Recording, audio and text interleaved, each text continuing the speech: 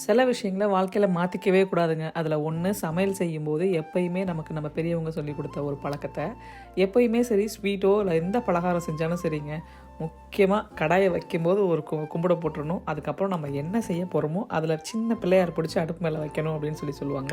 So நான் இன்றைக்கி அதிரசம் தான் செய்ய போகிறேன். 10 வருஷமாக அதிரசம் செய்கிறேன். ஆனால் ஃபஸ்ட் டைம் எனக்கு சொதப்புனது இதுதான். என்னென்னா, கொஞ்சம் ஜீரா அதிகமாக போட்டேன், அந்த பாகு அதிகமாக போட்டேன். ஸோ அதனால் எனக்கு ஃபஸ்ட்டு ஒரு 2-3 அதிரசம் தட்டி எடுத்து போடும்போது பார்த்திங்க அப்படின்னா ஒரு ஷேப் கரெக்டாகவே வரல. திரிஞ்சிலாம் போகல, ஆனால் ஷேப் கரெக்டாக வரல. மாவு ரொம்ப இலக்கமாக இருந்துச்சு அப்படின்றதுனால கொஞ்சம் கஷ்டமாக இருந்துச்சு. எப்பயோ யாரோ சொன்ன ஞாபகங்க, அதிரசம் சொதப்புச்சு அப்படின்னா லைட்டாக கொஞ்சமாக கோதுமை மாவு போட்டு பிசைஞ்சிட்டு போட்டிங்க அப்படின்னா சூப்பராக வரும் அப்படின்னு சொல்லிட்டு அதுக்கப்புறம் அதை ட்ரை பண்ணி போட்டு பர்ஃபெக்டாக வந்துருச்சுங்க. நாளைக்கு ஒரு ஃப்ரெண்டுக்கு வளைகாப்பு, தட்டில் வைக்கிறதுக்காக அதிரசம் செஞ்சு தரேன் அப்படின்னு சொல்லியிருந்தேன். அதுக்காக தான் இவ்வளோ கடை கடைன்னு செஞ்சு முடிச்சாச்சு.